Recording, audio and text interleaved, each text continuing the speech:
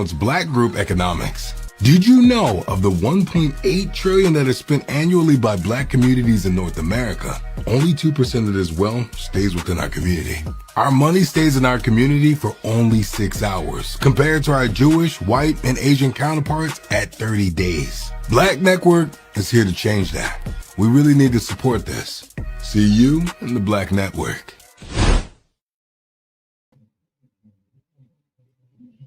Well, good evening, family. I hope all is well. It is Monday, and I am here coming to you live on Emma Ansah News with Purpose, and we're going to talk about something that's super important, near and dear to my heart, and this is the crisis of the slave trade in Libya. This is something that has been going on for many, many, many, many years, and a lot of people don't know about it. And so I think it's important to talk about it. I think it's important to shed light on it. I think it's important that we have African nations do everything possible to make this better for our people. I happen to be from the continent, so it is super near and dear to my heart. So take a look at this video of some African immigrants that were just abandoned in the Sahara Desert. Very heartbreaking. Take a look.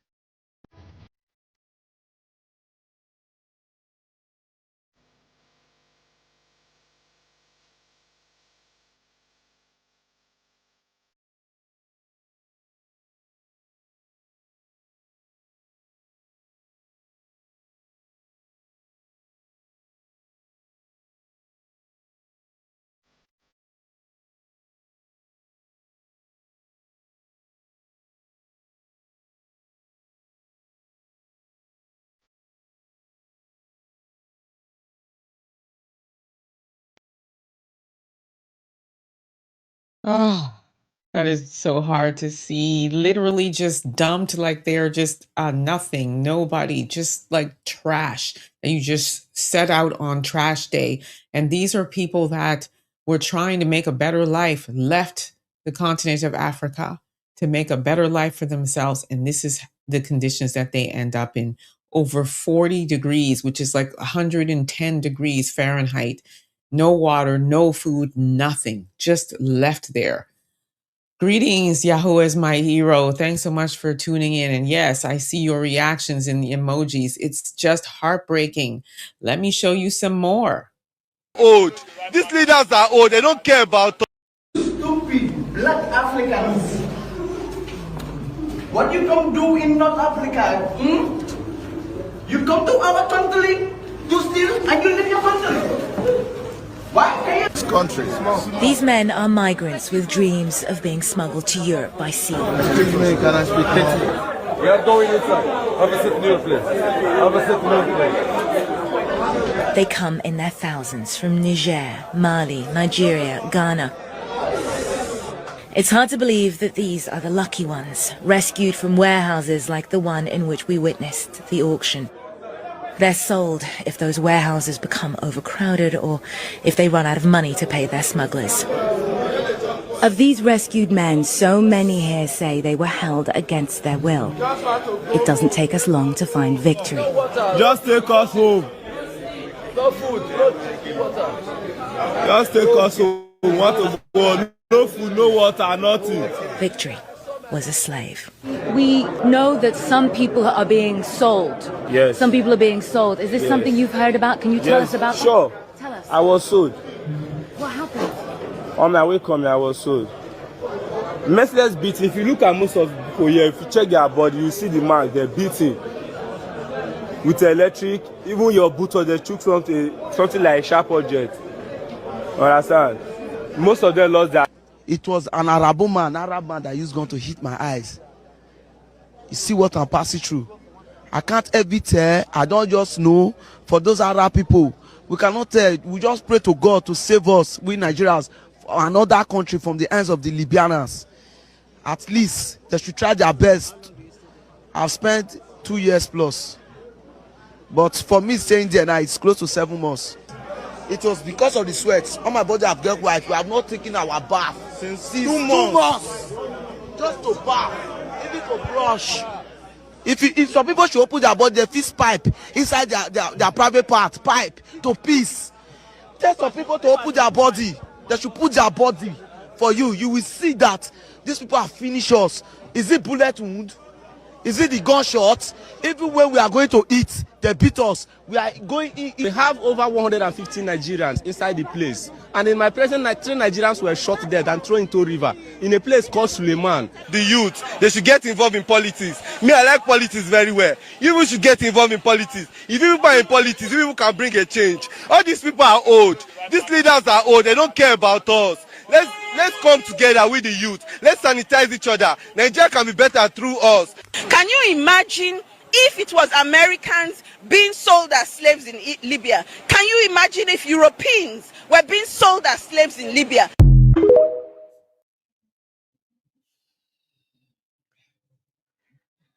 Yes, I see Yahuwah is my hero. Wickedness, injustice anywhere is a threat to justice everywhere. You said it's horrible. You said it's disgusting. I share all those sentiments. It is horrible. It is disgusting. It is despicable. On the same continent, just on the north side, this is what is going on in Libya. Okay? Now let's get into why and what can we do, because we talk about these things, we expose these things, but we also need to talk about what can we do?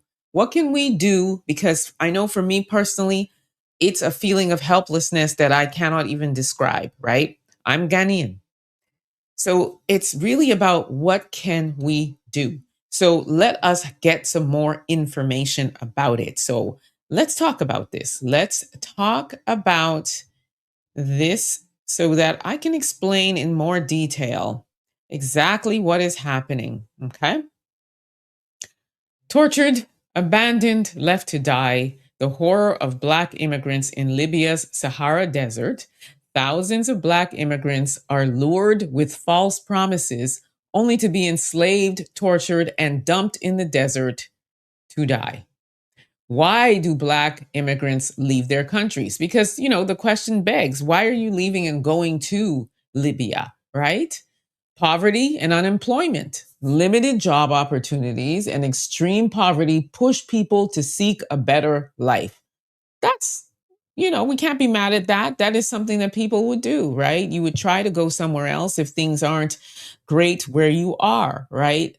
Conflict and instability, violence, war, and political instability face many to flee their homes. We know this happens as well. It happens in certain countries on the continent, for sure. Lack of education, poor education systems, limited opportunities for a better future. And that's something that happens in North America as well. There are certain cities in let's just say in Ontario even, where people will go to school or go outside of the province or city to go to school elsewhere because it's better opportunities. Can totally understand that. Dream of a better life. They're promised jobs, safety, and a path to Europe, but it's all a lie. So this is the part where they're getting all of these promises. They're promised the dream. They're promised a better life. They're promised a great job. And so people who can be in, an extreme sense of despair will seize the opportunity, right? Especially if there's conflict and instability, if you're fleeing a bad situation, if you feel like your life is at risk. All of those things will make you want to leave wherever you are, thinking that you're going to better. And so these people that traffic and enslave Black Africans, they rely on that kind of situation, right? That Black Africans will be in to say that they will provide a better life for them.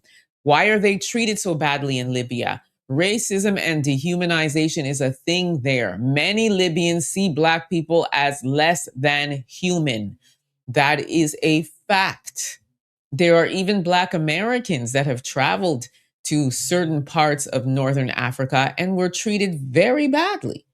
So anti-Black racism is a thing in Libya, and they do often feel like they are better than Black Africans. Profits from slavery. Militias and traffickers make millions by capturing, torturing, and selling Black immigrants. No consequences. Traffickers act with impunity because of the weak laws and government corruption. That is a thing. That's definitely a thing there. You've got a lot of very powerful people in certain positions that have politicians and governments and law enforcement in their back pockets, literally on their payroll. So a Black African immigrant is not even considered a human being. Their life is just not even important to them. Foreign complicity. Some foreign governments turn a blind eye or even support Libya's militia leaders. Like I said, they got a lot of powerful people with money in Libya, and they've got these people in their back pocket. And not to mention the fact that some of them actually feel the same way about Black African immigrants. So it doesn't matter if there were, say, I don't know, a non-melanated American, maybe it would turn out differently for them than it would for a Black African immigrant, right? So the horrors they endure in Libya, kidnapped and enslaved, men, women, and children are captured and sold like property, tortured and beaten, electric shocks, whippings, burning, uh, SA, I will say, or grape, if you will, and starvation are everyday torture. You heard one of the African men say that even when they want to eat, they're getting beaten. They're having pipes inserted in certain parts of their bodies, if you will. They're, as you see, they're being whipped, they're being tortured, they're being starved. No water, no food. You heard one of them. They're being sold while they're on their way, making their way to Libya on a dream, a promise of a dream. Then there's extortion and ransom. Families are forced to pay ransom or their loved ones are unalived. So they do that as well. And of course, desperate families that are in the countries where they came from are going to do everything possible to pay so that their child or loved one doesn't end up unalived. And then you saw the initial video of the Black African immigrants in the desert. So the last one dumped in the desert. Those who can't pay are driven into the Sahara Desert and left there to die. And that's what we just saw. So this is modern day slavery. And this is a crime against humanity. And the fact that this is still going on is extremely heartbreaking to me. It's heartbreaking, I'm sure, to people on the continent and, the loved ones of these people that are in these situations. So we have to talk about a solution. We got to talk about what African governments must do to stop the slave trade, because this just cannot continue to go on. So the number one thing is to strengthen the borders, secure borders, and monitor travel routes to stop trafficking networks. I don't know what kind of border security is there, but clearly it is lacking. There are some gaps in the system. It's fragmented, it's broken. So we definitely need better processes at these borders. Prosecute traffickers, arrest, prosecute, and impose maximum penalties on traffickers and their enablers. This is a big thing because if there are no consequences, if they're not, they're not being prosecuted or captured or anything like that, of course they're going to keep doing it. Why wouldn't they? They're making money. They're able to do anything they want to do to Black Africans and no consequences. So without prosecution, without the law being slapped down on these people, it's not ever going to end. We need to raise awareness, educate communities about the dangers of irregular migration and human trafficking. I always say this, it is super important with the digital era that we live in for any immigrants that are leaving their countries on the continent to do your homework. If some random company is saying, oh, we have this job for you, we promise you this and that, do your research. Do your research. They ask you to pay money to come and all that good stuff. Use that money to pay for a good immigration lawyer or somebody that, or organization that you can trust to do the homework for you if you don't have the knowledge or the resources. That's the first thing. And raise awareness. Let people know about this. Super important. We live in a digital era. There's so many ways that videos can go viral within seconds and go viral globally. So we need to continue to raise awareness. Now, on the continent, things that can be done is create jobs and opportunities, invest in education, job creation, and skills training to give young people hope at home so they do not feel the despair and have to leave their country and go only to worse, only to ending up in harm's way, only to be ending up sometimes unalived or tortured, like what we just saw. Work together, work together, work together. African governments must unite and work with international partners to dismantle trafficking networks. The governments, all leaders on the continent need to step up and unify and work together. I always say we need about 1 million Ibrahim Traorés who is about business on that continent and more specifically in Burkina Faso. So we need more leaders like that that can all come together. And I'll tell you, if they did that, the difference it would make, the difference it would make. We need all of these people to be like Moses, to pull up to Libya and say, let my people go. Demand accountability, hold the Libyan government and militias accountable at the African Union, UN, and ICC. Support survivors, provide shelter, medical care, and, oh my gosh, and support for survivors, okay? Like the reintegration support. We need that. We need to be there for them. End corruption. Corruption fuels trafficking. Clean up government systems and hold officials accountable. Take a stand. Take a stand. Take a stand. Enough is enough. African lives matter. Silence makes us all complicit. Our people are not for sale.